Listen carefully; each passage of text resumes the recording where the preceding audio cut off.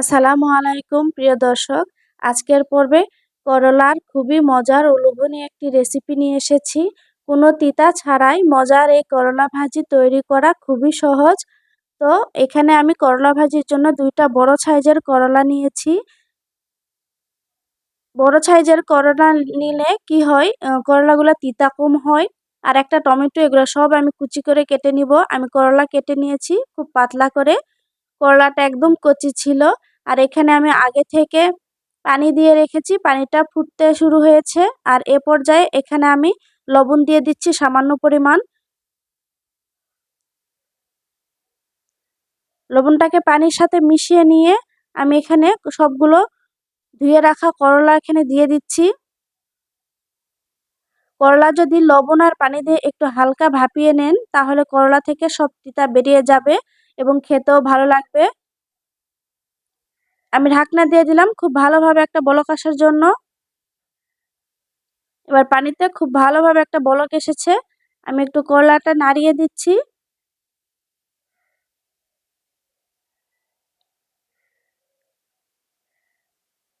আর এ পর্যায়ে আমি করলাতে খুবই সামান্য পরিমাণ হলুদ দিয়ে দিচ্ছি।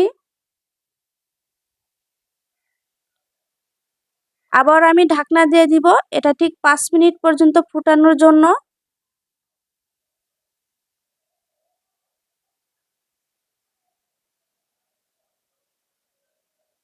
5 মিনিট পরে আমার করলাটা দেখুন কেমন ভাবে সিদ্ধ হয়েছে। একটু কাঁচা কাঁচা, মানে সম্পূর্ণ সিদ্ধ হবে না, না হলে ভাজির সময়টা গলে যাবে। তো এখানে আমি আগে থেকে কড়াইয়ে তেল দিয়ে রেখেছি। তেলটা গরম হয়ে এসেছে। এখানে আমি হাফ কাপ পরিমাণ পেঁয়াজ কুচি দিয়ে দিলাম।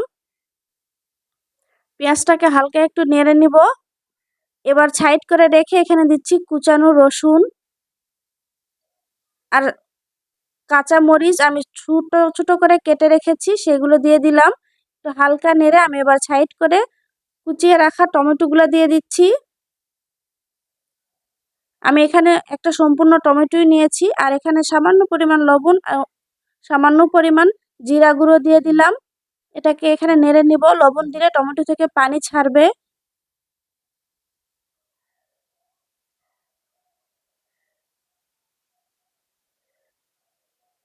এখানে আমি আলাদা করে হলুদ ব্যবহার করব না, কারণ করলা সেদ্ধ করার সময় হলুদ দিয়েছিলাম। এবার সেদ্ধ করা করলাগুলো সব দিয়ে দিলাম। দিয়ে এটাকে খুব ভালো করে নেড়ে নিতে হবে। সম্পূর্ণ রান্নাটাই মিডিয়াম টু লো আঁচে করে নিতে হবে। না হলে জোরে যদি জাল দেওয়া হয় তাহলে ভাজিটা পুড়ে যাবে।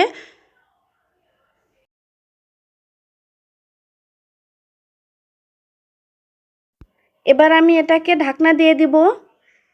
আর খুব অল্প সময় পরে আমি ঢাকনাটা উঠিয়ে আবারও এটাকে নেড়ে চেড়ে দিচ্ছি। যারা করলা খেতে পারে না তিতার কারণে, তারা এই রেসিপিটি অবশ্যই একবার ট্রাই করবেন। দেখবেন তারা করলা খাওয়া শিখে যাবে এবং বারবার খেতে চাইবে। তো এটা মোটামুটি ভাজি হয়ে গিয়েছে। আমি এবার সাইড করে এখানে আবারও সামান্য একটু তেল দিয়ে দিলাম। আর এখানে আমি 2টা ডিম দিয়ে ভেঙে দিচ্ছি। আসলে করলার রেসিপি আবার মজাদার হয় কিভাবে, এরকম কথা অনেকেই বলে। কিন্তু পারফেক্ট ভাবে তৈরি করতে পারলে কোনো রান্নাই খেতে পারি না বা ভালো লাগে না, এরকম কথা কেউই বলতে পারবে না। সবকিছু আসলে পারফেক্ট ভাবে তৈরি করলে খেতে অবশ্যই ভালো লাগবে। আপনারা অবশ্যই একবার বাসায় ট্রাই করবেন আমার এই সুন্দর মজার রেসিপি। আর আশা করছি আপনাদের ভালো লেগেছে আমার এই রেসিপিটি। ভালো লাগলে অবশ্যই লাইক, কমেন্ট এবং শেয়ার করে দিবেন।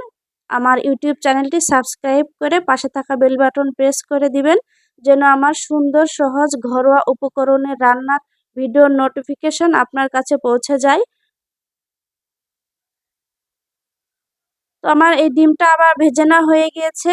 এবার করলা ভাজির সাথে আমি ডিমগুলো সব একসাথে মিশিয়ে নিচ্ছি।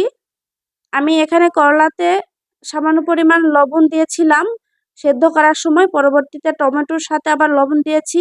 এই কারণে আমার ভাজির লবণটা একদম ঠিক হয়ে গিয়েছে। আপনারা লবণের পরিমাণটা অবশ্যই বুঝে ব্যবহার করবেন। আবারও একটু সামান্য তেল দিয়ে দিলাম।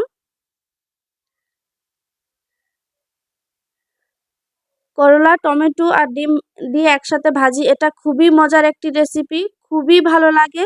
আপনারা অবশ্যই একবার বাসায় ট্রাই করবেন, দেখবেন বাসার ছোট বড় সবাই খুব ভালোভাবে খাবে।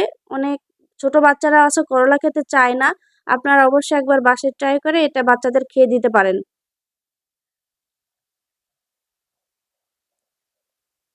তো আমার ভাজিটা হয়ে গিয়েছে। এটা খুব বেশি কড়া করার প্রয়োজন নেই। আর আপনারা দেখতে পাচ্ছেন আমি কিভাবে ভাজিটা নাড়ছি, এলোপাতাড়ি খুব জোরে নাড়া যাবে না, ভাজি করলাগুলো ভেঙে যেতে পারে। খুব সুন্দর করে আলতো হাতে নাড়বেন। আমার করলা ভাজিটা একদম হয়ে গিয়েছে। এবার আমি আপনাদের এটা পরিবেশন করে দেখাচ্ছি। দেখুন কেমন হয়েছে আমার করলা ভাজিটা, আর এটার কালার দেখুন। সত্যি অসাধারণ একটি রেসিপি, আপনারা অবশ্যই একবার বাসায় ট্রাই করবেন। আজকের মতো বিদায় নিচ্ছি, দেখা হবে পরবর্তীতে নতুন কোনো ভিডিও নিয়ে। সবার সুস্বাস্থ্য কামনা করে আল্লাহ হাফেজ।